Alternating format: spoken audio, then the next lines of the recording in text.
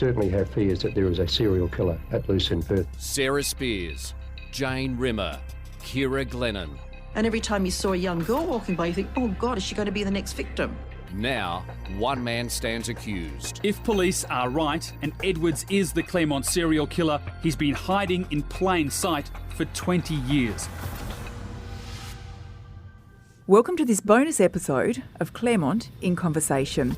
If you're new to this podcast and jumping into the series, thanks for joining us. I'm Natalie Bongiolo, and over the next 2 episodes, we're going to bring you up to speed with everything that's happened so far in WA's trial of the century. Joining me in this 2-part catch-up will be the West Australian's legal affairs editor, Tim Clark, who's been sitting in court now on this case for 57 days. Tim, hello. Hi. Well, let's start by just briefly chatting about the case. The 3 young women who disappeared, the man who stands accused of their murders, Bradley Edwards, and it all starts back in the leafy suburb of Claremont in 1996. Yeah, that's right, Nat. So Claremont is a very salubrious area of Perth. It's one of the western suburbs, as we call it here.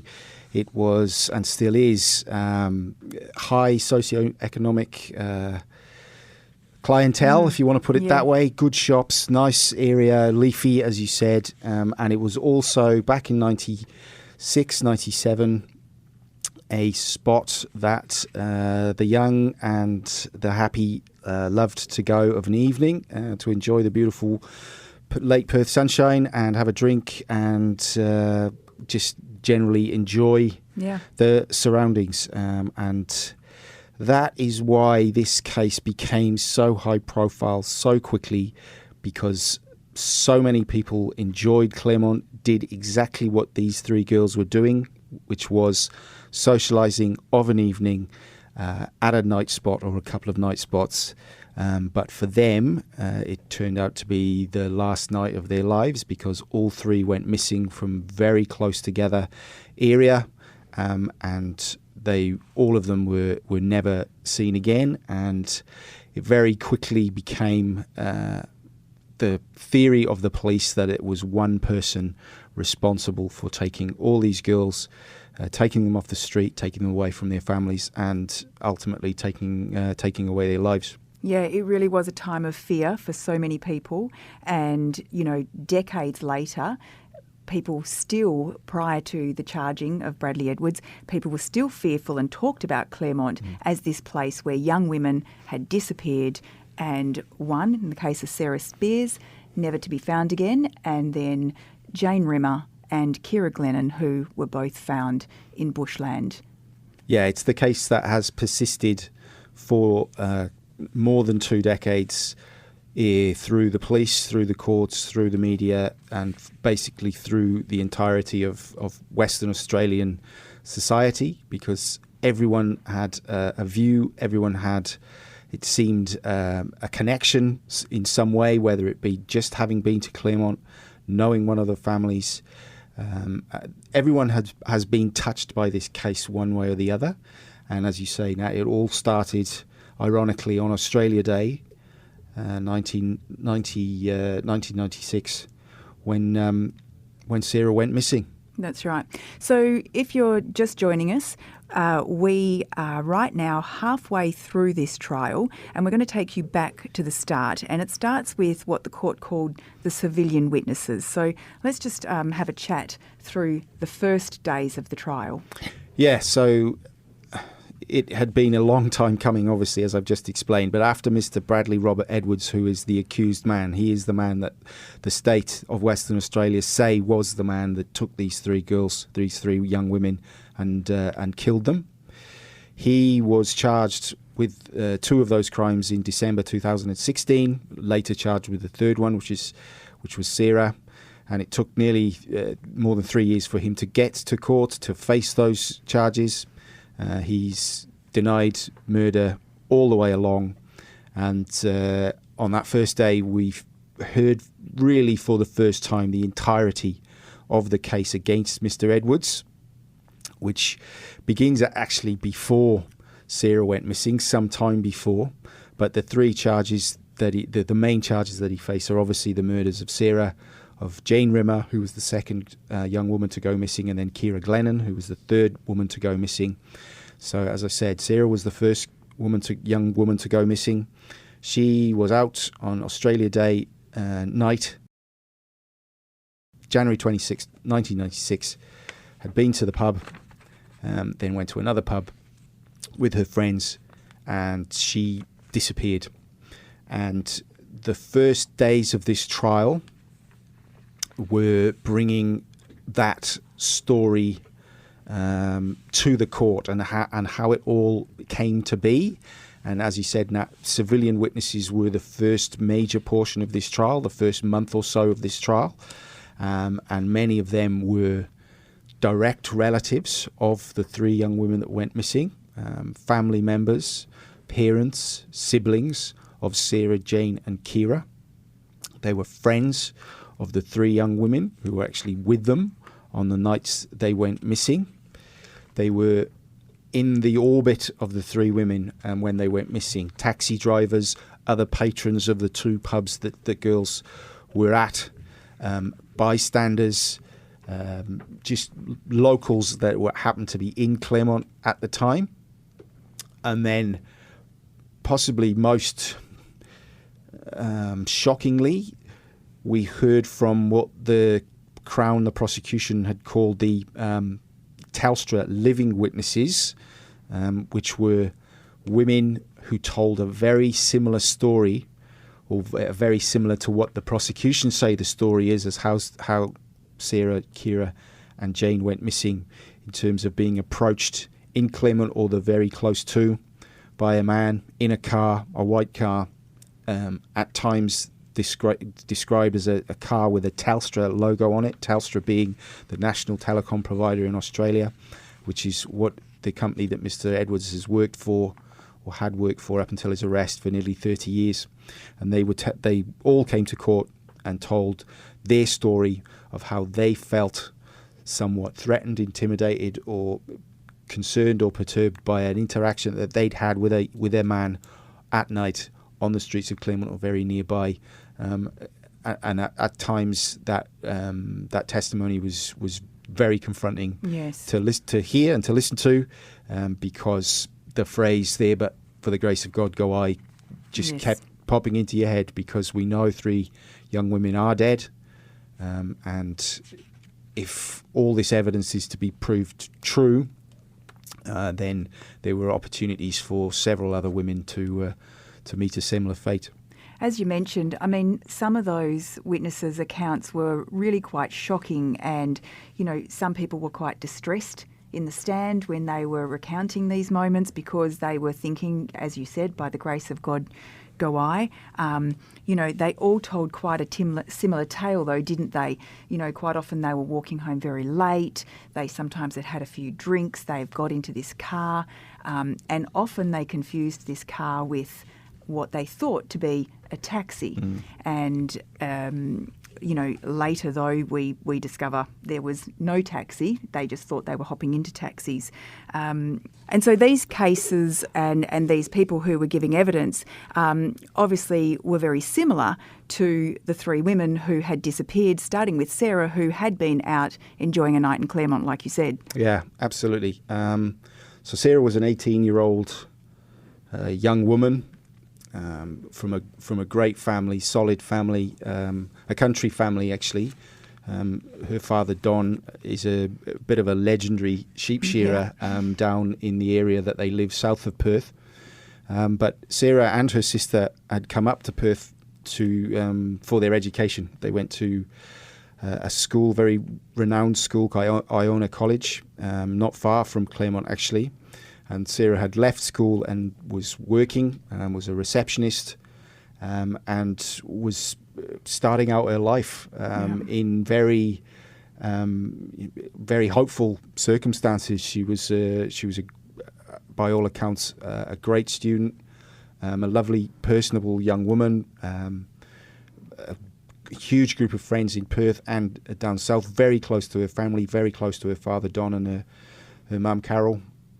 And very, very close to her sister Amanda, who she was actually living with at the time. Yeah. And as so many 18-year-olds would have done on Australia Day, she was enjoying the day, enjoying the public holiday, enjoying the long weekend, had arranged to go out for drinks with a group of friends that night, then was due to go on a picnic in another beautiful part of Perth the following day, and was just looking forward to a lovely late summer long weekend. Had arranged that with her sister Amanda, that she would be dropped off in Claremont, which is exactly what Amanda did. Gave her a lift, and Amanda actually told the court that it was a hug and a kiss and an I love you, and that was the last time she saw her sister alive. It was a very sad part of the trial, wasn't it? It's always to hear from Amanda. Yeah, I've said, for those who haven't been listening, I've said it previously, and everyone would understand the emotion that goes into a trial like this. But for Amanda to have to remember the very last moments with her sister, you can imagine the trauma that would bring back, the grief, the fear that everyone felt, but certainly Ciara's family felt at that time, because after this night, it was immediately clear to everyone close to her that this wasn't just an ordinary circumstance. No. She hadn't gone AWOL. She hadn't gone off with friends without telling anyone, because that's just not something she would ever do. It was very out of character for her, which is why they raised the alarm so quickly, wasn't it? Yes, and within days, within the end of the weekend, actually, this was a story. This was a media event. Ciara's disappearance very quickly hit the headlines very hard, and has really been out of the headlines over the last 25 years.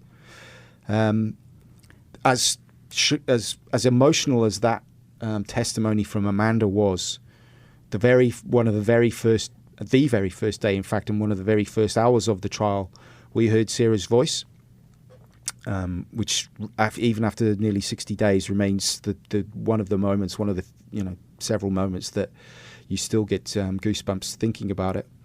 So after being at the pub up until about 2:00 in the morning, Ciara told her friends that she was tired, she was going to leave, she had something to do in the next day. But she didn't just wander off into the night. Ciara was a very responsible girl by all accounts, and she did exactly what anyone would hope their young teenage daughter who was alone at night would do. She rang a cab. She went to the phone box on the corner of Stirling Road and Stirling Highway, which was one of the main intersections near to the bars that she'd been, the bars being the Continental Hotel and the Bayview Club, and she called a cab. And 25 years later, we heard that call. For the first time, that call was played in public. We knew it existed as a media and as a public, Western Australian public. We knew it existed. That's right. But we'd never heard it before. And when we heard that, you could have heard a pin drop in the court, other than Ciara's very Australiana voice, just telling the taxi company where she was and where she wanted to go. The call lasted 45 seconds, less than a minute. And that is, as far as we know, the last interaction that Ciara had with anyone other than her killer. Yeah. And that call, it was requested by the media that it be released to the public, but Justice Hall decided not to release that to the public because of the distress that it would cause to the family. And we know that after that call, the taxi driver who took that call took the stand, and he told us that he did arrive to pick up Ciara, but she wasn't there, and he ended up taking another lift from some people who had been at the same club as her. Yeah, and that's what I was talking about, the people in the orbit. So the taxi driver that was directed to that call, he actually didn't take the call, but he was directed to it, testified that he would have been minutes, less than 5 minutes away, did a little U-turn, got to the spot where Ciara said she was, at the phone box, and she wasn't there. There was one other sighting of her by a group that was driving past, that had spotted a young girl matching her description, leaning ironically on a Telstra junction box on the other side of the road, apparently waiting for the cab. But as I said, when the taxi got there, she was nowhere to be seen, and tragically has not been seen since. And then we fast forward a few months later to Saturday the 8th of June, and a young woman, Jane Rimmer, she's 23, and like Sarah, she goes for a night out with friends. She goes to a local pub, the OBH, then she goes off to Claremont. And then during this evening, we see for the first time video footage of her at the clubs on that night. Yeah, and she did planned exactly the sort of night that Sarah had planned just months earlier. She'd got her haircut. This is a Saturday day. She got the haircut.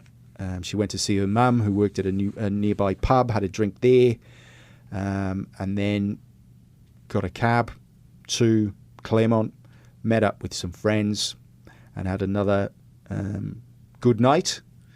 And as you said, Nat, on this occasion, this night was actually caught on camera, on the CCTV cameras in both venues, and on the streets of Claremont.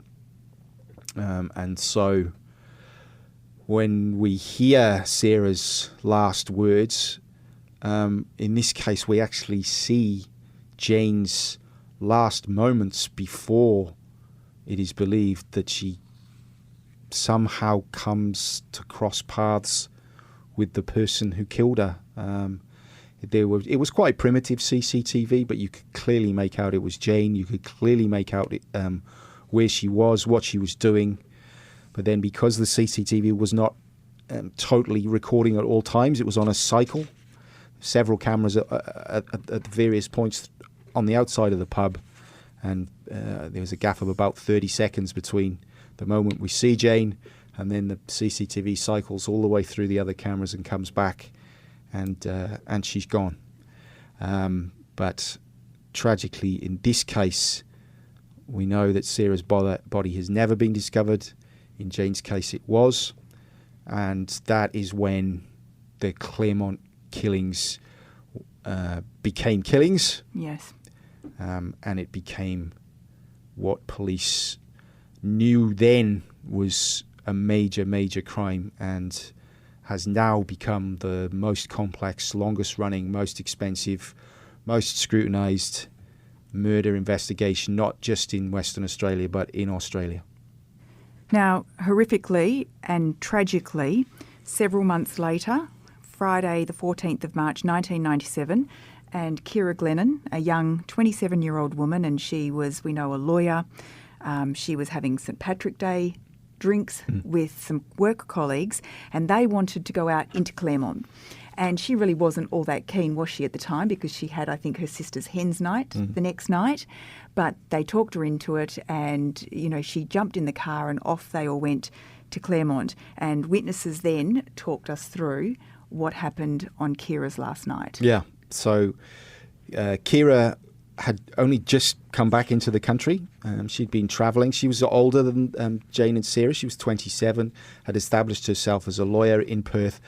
And then, as a lot of young people finding out what their path in life is, she took off overseas. Her mum, Una, and her dad, Dennis, had also history of living abroad, but had emigrated. They're an Irish family by background, but had moved to Perth, settled here, and then Ciara got a little bit of wanderlust and went as well. I had just returned in the March. Several reasons. She'd done her travelling, and also her sister Denise was getting married very, very soon after, and so she returned for that, what everyone thought would be a happy, joyous event. She'd literally been back at work a week. It was her first week back at work, and this was the Friday night where there'd been some drinks at work, a welcome back Ciara, St Patrick's Day, just a general jolly up in the office. And then some of her closer colleagues, convinced her to come out with them to carry on the festivities, as you said. Now, Ciara wasn't that enamoured by the idea. She was tired. She probably a little bit jet lagged and full on week at work. But being the sociable young woman that she was, she agreed. They went into Claremont, and once again we have CCTV footage of Ciara arriving at the Claremont Hotel, as it is now, the Continental as it was then.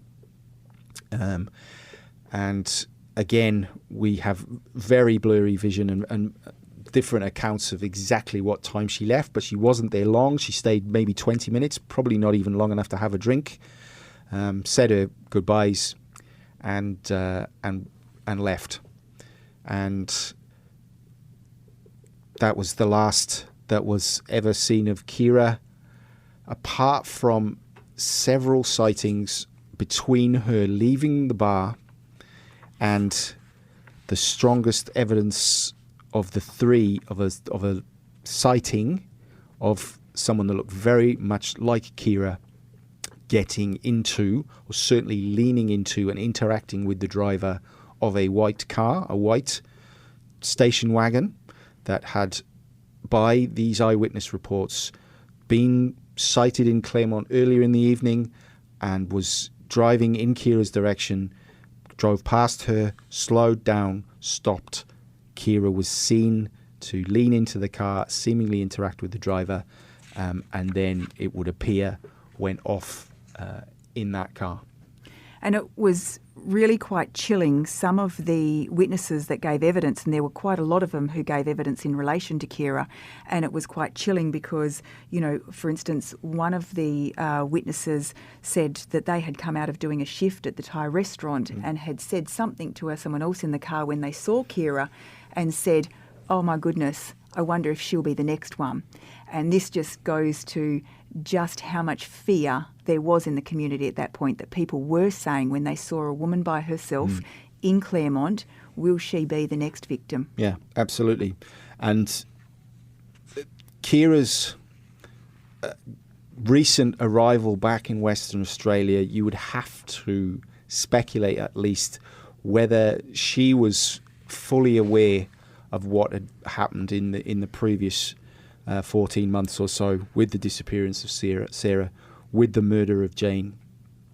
She was a highly intelligent, highly sociable, very well liked, and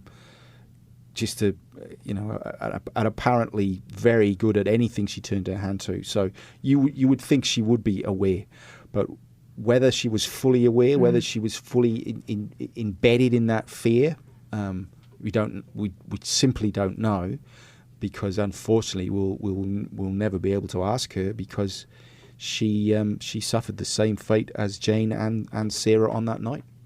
And there was even, when we talk about this fear, there was these young guys who were sitting outside a burger joint there on Stirling Highway, which is where the three women disappeared from, and yelling out things like, "Oh, hey, you're crazy to hitchhike." Yeah, they were, as you said, now these witnesses were labelled the Burger Boys during the trial. There were three young men who had been out on a very similar night, probably a few more drinks than Ciara, yes, and had gone to the local Hungry Jack's to get a feed before going home. They were sat at the bus stop on the opposite side of the road, and this is the strongest. These are the sightings that I referred to earlier about the young woman walking past them.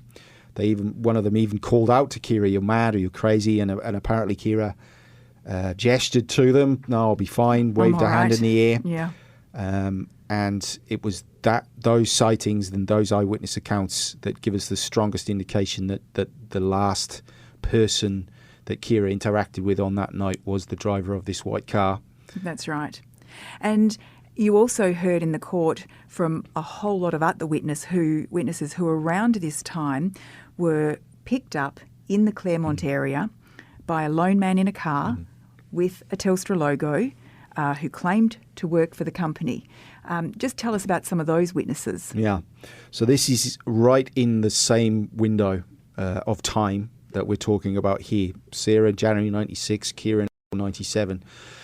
The prosecution brought forward numerous witnesses, 7 in all, I think, that were again given a collective label of the Telstra living witnesses. And as I said earlier, they're all young women that had been out in Claremont or the surrounds, were on their own or vulnerable, had maybe too many drinks after dark, were on the street, and were either approached by a man in a white car, some saying that it bore a Telstra logo, hence the Telstra Living Witness moniker, and were offered a lift, in some cases given a lift. And in one case, possibly again one of the most compelling eyewitness stories that we've heard during the trial so far, of a woman who was given a lift, was dropped off, but then the driver of this car persisted, shall we put it that way, tried to grab her, tried to kiss her. This is on the side of the road, a complete stranger she'd never met before this evening.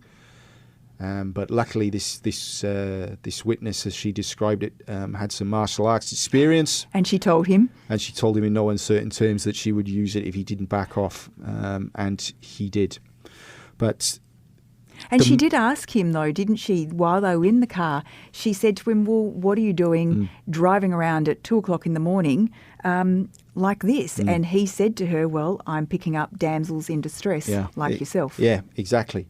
Which feeds into the very heart of the prosecution theory to this case, that as shocking as the 3 murders were, they represented the culmination of a pattern of behaviour by the person responsible. They said that this man is Bradley Robert Edwards, and they have brought forward a story of him that goes way back, that involves increasingly disturbing, violent, sexually predatory behaviour, some of which has now been proved without a doubt, that they say culminated in the kidnapping of these 3 women and their ultimate murder. Well, let's go back to that start, which is in Huntingdale in 1988, when a young woman is asleep in her bed and she's woken by a man on top of her, which initially she thinks is her boyfriend, and then realises that it isn't. So this Huntingdale is, I think we can safely say this, not as salubrious as Claremont. It's an outer suburb of Perth, working to middle class, and in the area around this time had been a lot of strange goings on, shall we say. Underwear had been going missing from washing lines. Underwear had been going missing from within houses during break-ins. There had been attempted break-ins. There had been sightings of a person wearing women's nightclothes or lingerie.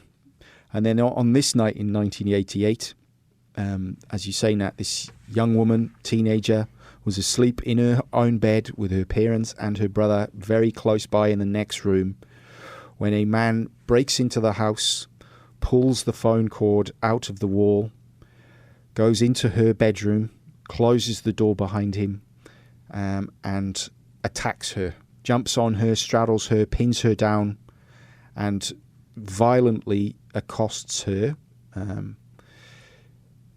to the point where she is fearful for her life, and said so during her very emotional testimony in court. As you said, Nat, she hoped that it was actually her boyfriend that was doing this, but she reached behind her to touch her attacker's face, felt very rough stubble which her boyfriend did not possess, and realised that this was not some sort of sick joke, but this was a very, very serious situation that she found herself in. But to her ultimate and eternal credit, she fought really hard. She scratched at him, she battled him to such an extent that he let go and fled. But not before he had dropped something in her room, and not before she had seen a very good silhouette of him in her doorway, as she described, a large, well-built man wearing a woman's nightdress. She obviously screamed. She obviously attracted the attention of her parents and her family close by, and that was when this ordeal on the night ended. But it persisted for 28 years until we ultimately found out that that man in that nightdress that attacked her was Bradley Robert Edwards. Which he did admit to, not initially, but then he later did change his plea to guilty on that matter. Yes, which was a bombshell. I know that's a bit of a media tabloid cliche, but it really was, because we had been expecting this trial to have 3 counts of murder, 1 of break and enter and assault, and 1 of rape. But very shortly before the trial was due to begin, Mr. Edwards stood up and very, very quietly pled guilty to the Huntingdale attack and another attack which happened in between this one and Sarah's disappearance. Now, the prosecution say that this attack, along with the ones we're going to explain to you next, fit in at a time where Bradley Edwards is going through emotional turmoil. So let's chat a little bit about who Bradley Edwards is, moving forward from 1989 during the Huntingdale incident. Mm-hmm. What was his life like after that? Well, so Bradley Robert Edwards was and is an ordinary bloke, it would appear, from anyone who had viewed him up close and from afar. He left school with some qualifications, but not many. Got a job almost immediately out of school with Telstra as a technician, and over the next almost 30 years worked for the same company in various roles, but mostly as a technician that worked on telephone, internal and external telephone communication systems in large businesses, corporate businesses. But back at this time, he was just starting out on this journey, this life journey. And very soon after that, he met the woman who would become his first wife. They met really in a bit of a whirlwind romance. Mr. Edwards hadn't had any real serious relationships up until this point. They met. They very quickly moved in together. And very soon after, there was talk of marriage. In 1990, that when he was well ensconced in at Telstra by this time, they moved into their first real home together. And as I say, the lady who did become his first wife, who we can't identify because of a pre-existing court order, was very keen to get married to Mr. Edwards. But this sparked something that the prosecution say is very significant in the case, what has been dubbed the emotional turmoil. This is the prosecution theory as to why Mr. Edwards committed the crimes that we know he's committed and the crimes that he's alleged to have committed. And they say these crimes correlate in time with emotional peaks and troughs throughout his life at this point, from 1990 through to 97.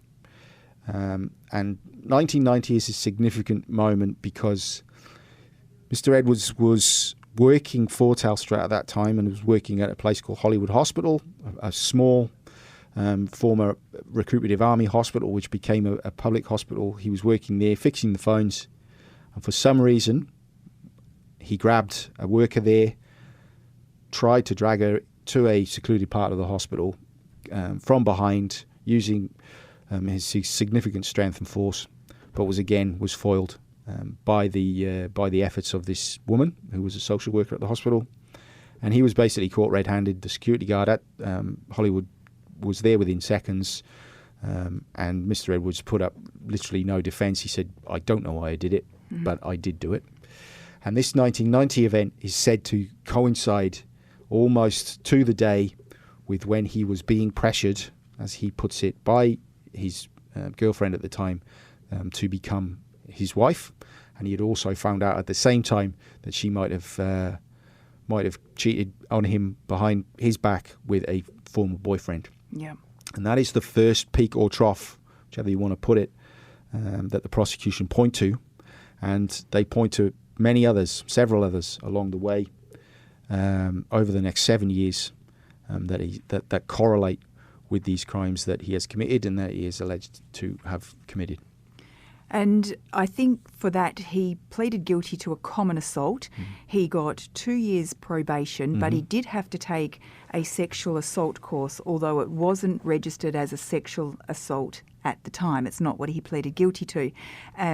What we found interesting and what came out during the trial was that this assault, there was no record of it that was discovered or presented to the court as being on Bradley Edwards' work records, his Telstra work records, and that will become significant as we're chatting through this episode to people. That's absolutely right, Nat. So he pleaded guilty, and he was told to go away and think about what he'd done.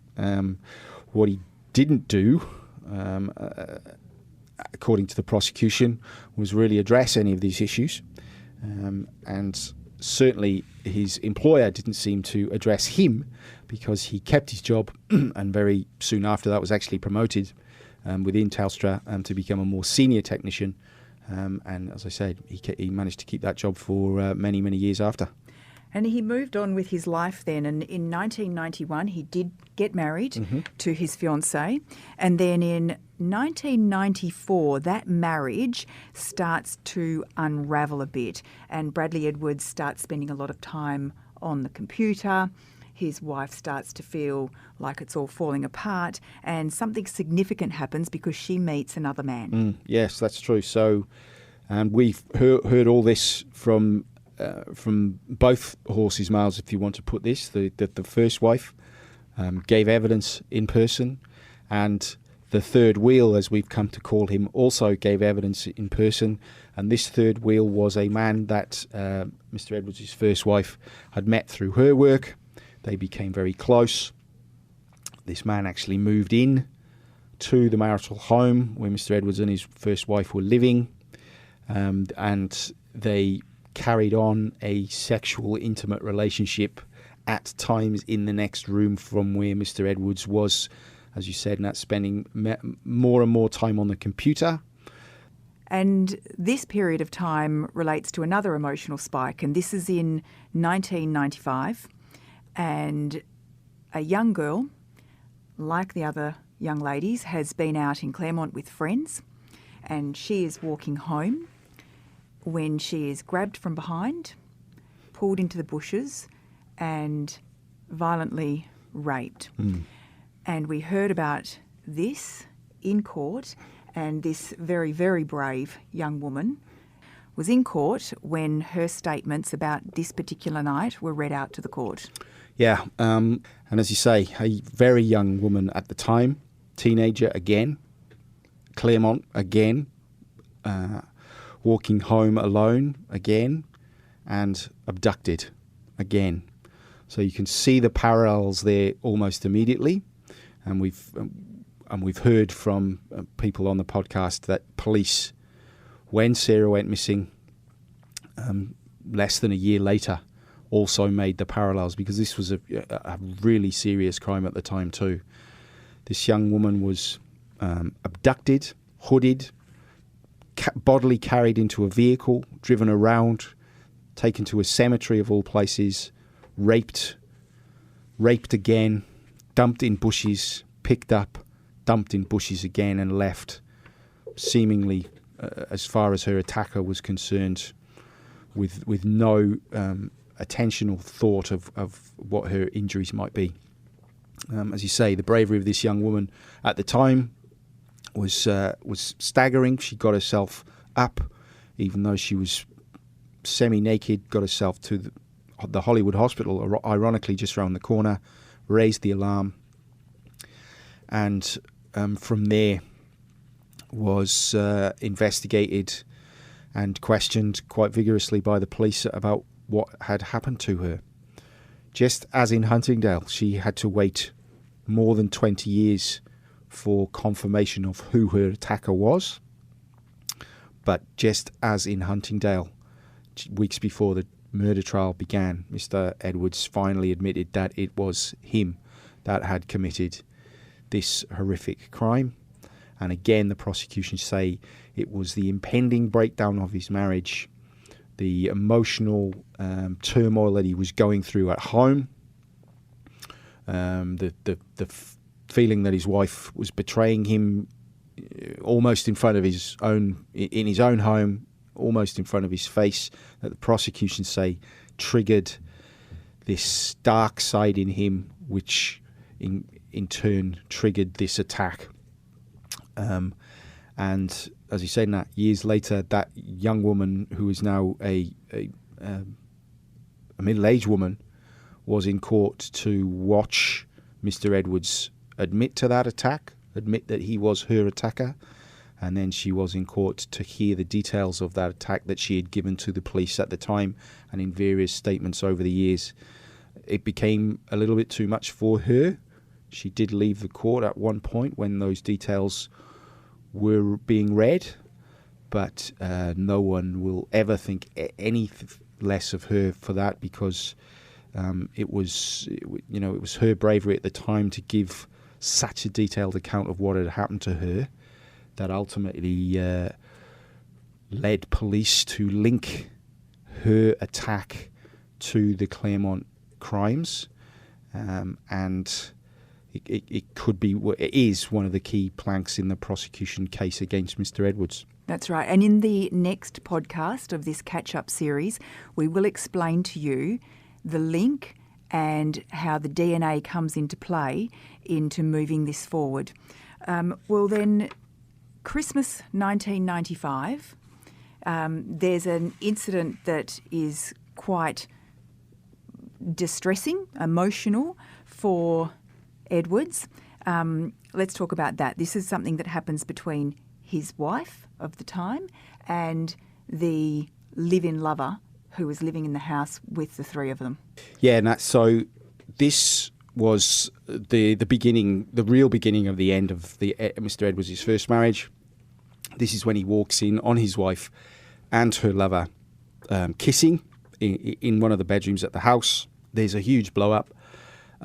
He leaves, she leaves. It's a scene, and this is really the catalyst for the Mr. Edwards' first wife to move out of the marital home permanently, and it also sparks something in Mr. Edwards that the wife's lover says he hadn't really seen before, because in a phone call when this is all being discussed, the third wheel, as we referred to him, told the court that Mr. Edwards said that I want to kill you, I'm going to kill you, and that was a side of Mr. Edwards that this man, who had lived with him for quite a while, said he had never seen in him before, but it is obviously a side that the prosecution say Mr. Edwards has in him.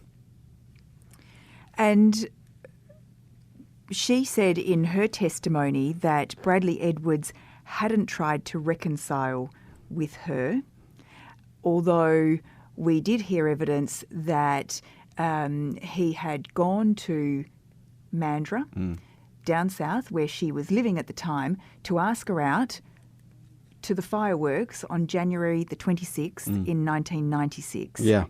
And so this, again, is another of the spikes, the emotional spikes that the prosecution point to, that in their argument correlate very, very closely, almost too closely to be a coincidence with these crimes. And this is one of those. Australia Day 1996, by this time the wife is living, as you say, out of the marital home with her parents, some way away from Perth. She testified that Mr. Edwards turned up on that day to talk to her in some capacity. He was actually invited in, it sounds like, had a little something to eat, and then at that time asked her whether she wanted to attend a fireworks display with him. Fireworks are a traditional way of celebrating Australia Day. She declined that offer, and he very shortly after left. And it is that window.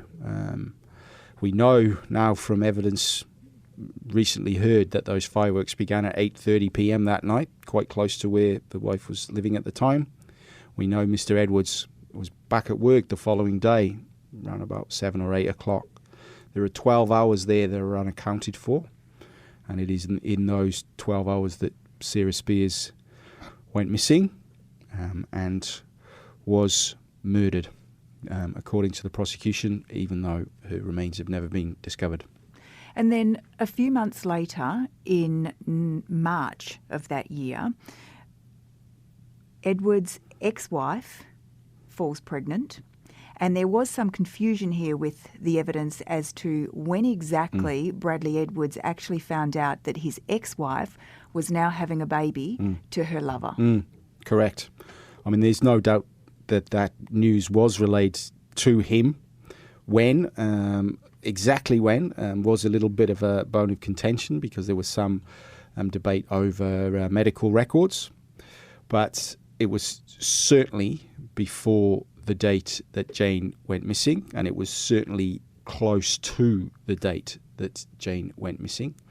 And that is the next in the series of spikes. That news from Mr. Edwards' first wife that she is pregnant to another man, the man that Mr. Edwards had invited into his home and lived with under his same roof, is said to be another of those triggers. And this trigger, according to the prosecution theory, led Mr. Edwards to go out on that night and abduct Jane, or certainly pick up Jane from outside the Conti where she was waiting for a lift or a taxi or some sort of transport, and murder her in brutal fashion.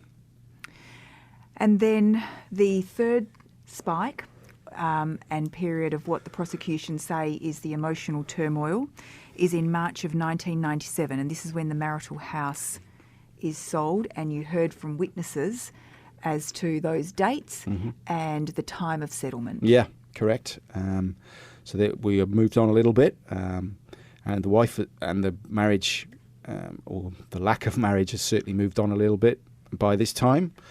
So far that the marital home that they did share was being sold through a property settlement agency, and we saw all the documents to show when that was, and once again in very close approximation time to the day that Ciara goes missing.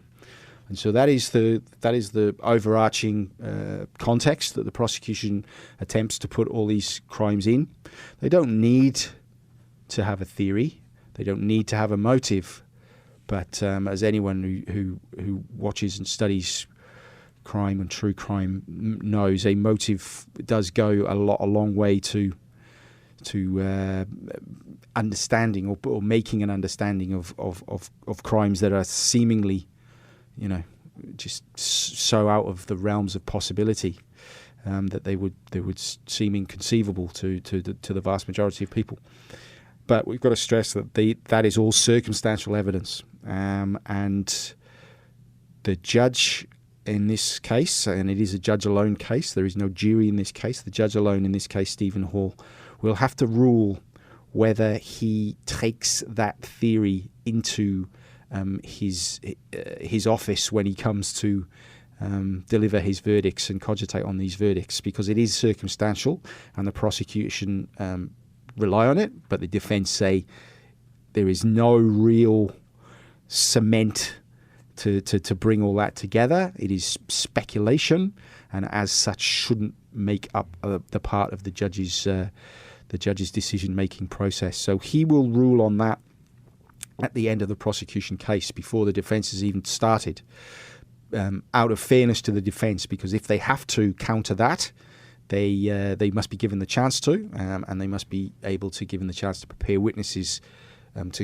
if they want to counter that argument. But that's as it stands at the moment. That is what the prosecution say was the driver of the 3 crimes that we've now detailed that Mr. Edwards, we know, committed, and the 3 murders that he denies committing.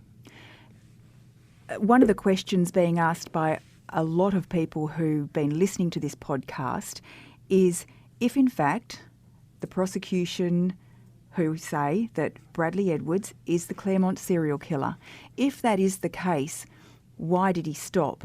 And the prosecution have a theory for that as well. They do. On this emotional roller coaster that Mr. Edwards goes on over at least 7 years, it would appear, or definitely 5 years.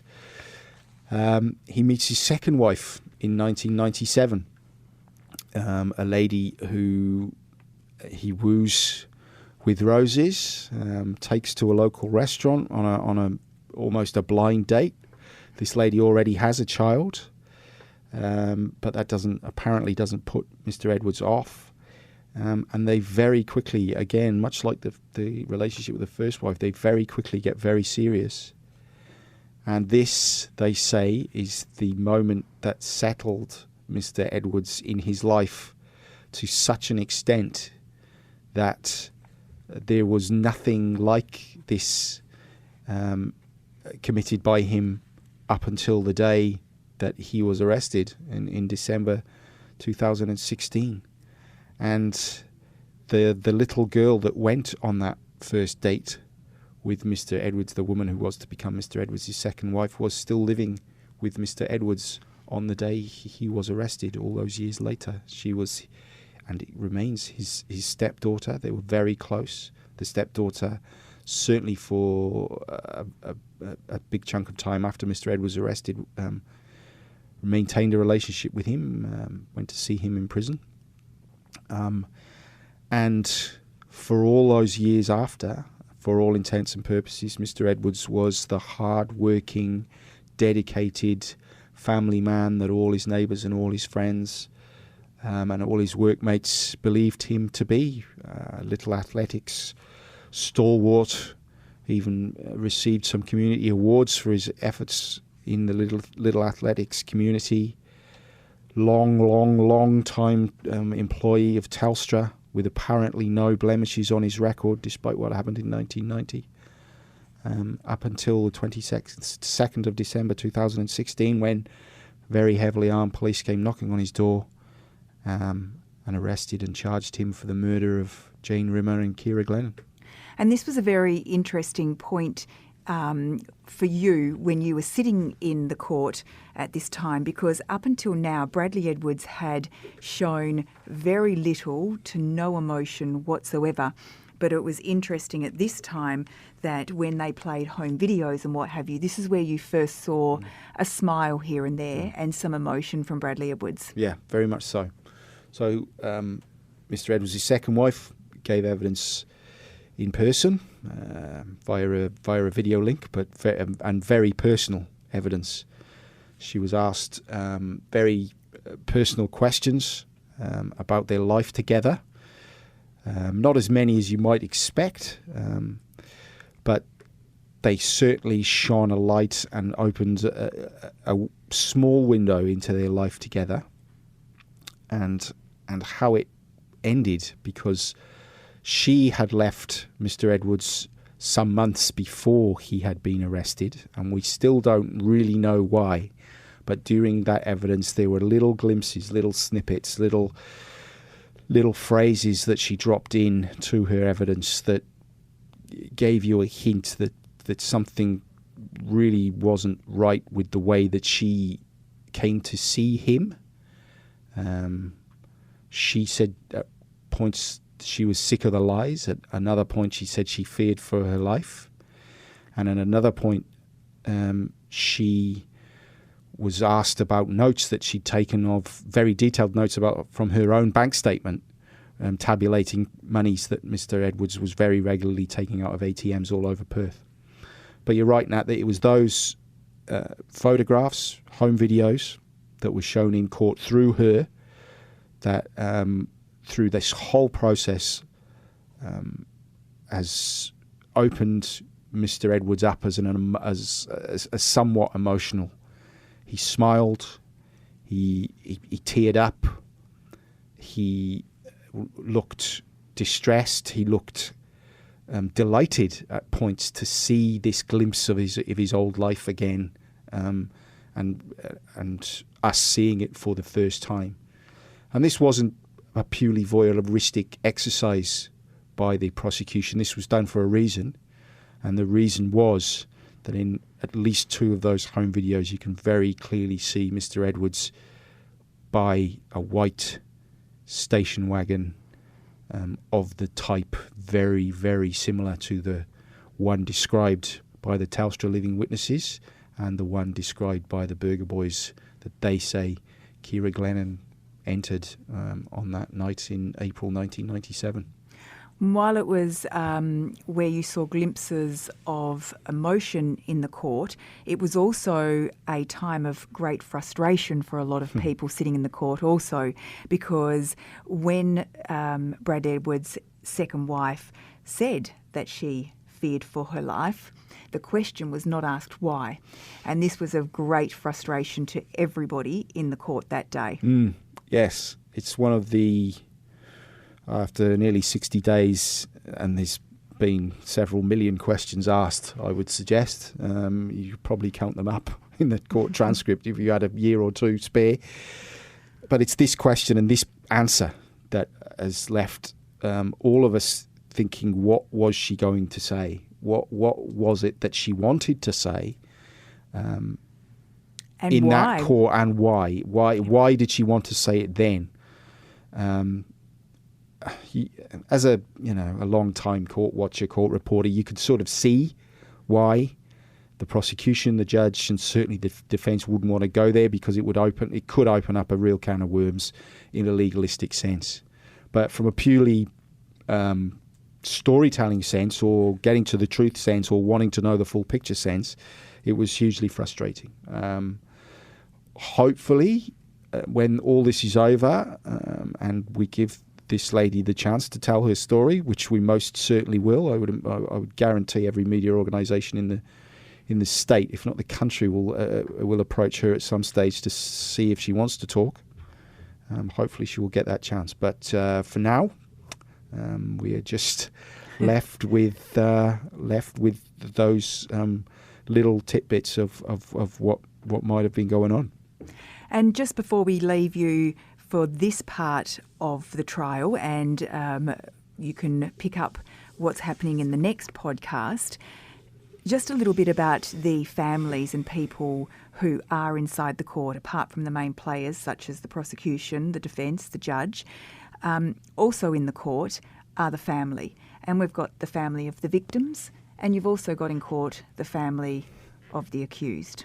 Yeah, this has been an extraordinary case, an extraordinary trial. So long, so detailed, and so emotional. And most of that emotion has come from behind where we sit in the media bench, and behind where all the courtroom action is, because that is behind us, and behind them is where the families of Miss Spiers, Miss Rimmer and Miss Glennon have spent many, many hours and many, many days watching proceedings. That is where the victim in the Huntingdale matter has spent many, many days viewing, observing, and taking in the proceedings. And that is also where the victim of the Karrakatta rape sat and watched when Mr. Edwards admitted being her attacker, and has spent also significant time watching on while all this is going on. They are bonded. All those people are bonded together. I can say that quite confidently because I see them very often in court. They interact with each other. They support each other. They smile with each other. They hold each other's hand because they are being bonded by this process over decades now, and weeks and weeks in recent times through this trial. And the times when you've most felt for certainly Miss Rimmer's family. Her mother was there on the first day. Her sister and brother have been there many days since then. And certainly Miss Glennon's father, Dennis, who's pretty much been at every single day of the trial. The times that you felt most for them is the times in court that the descriptions of when their very dear loved ones were discovered, their bodies were discovered. That has been by far the most difficult part of the trial for everyone involved. So sensitive that the screens in court that have shown the videos of the body's discovery and the subsequent post-mortems have not been shown to the general public by ruling of the judge. He deemed that would be too traumatic. But the mere descriptions of what both those poor people that found those bodies found, the police that then had to deal with those findings, and the pathologists that then had to deal with the post-mortems after, you only need to hear their words to know how badly those bodies were treated, how badly those bodies had decomposed, and how badly those family members must feel having to hear those details. That's right. It has been an extraordinary and really quite devastating 55 days listening to the evidence. So in the next podcast, we will recap the second half of the trial, and that will cover what witnesses reported hearing after the disappearance of the women, like you've just mentioned, the discovery of their bodies, and a recap on all the forensic evidence that is now being spoken through the court process. So hope you can join us for part 2 of this Jump In series. Tim and I will be back with you tomorrow. This podcast was produced by Kate Ryan and Alicia Preedy and recorded in the studios of 7 West Media. Audio files were provided from the archives of the 7 Network and the West Australian. Sign up for daily emails and all the latest on the Claremont trial at thewest.com.au. Flashpoint, returning to 7 on Mondays at 9 p.m. Demanding change and discussing issues that matter to West Australians.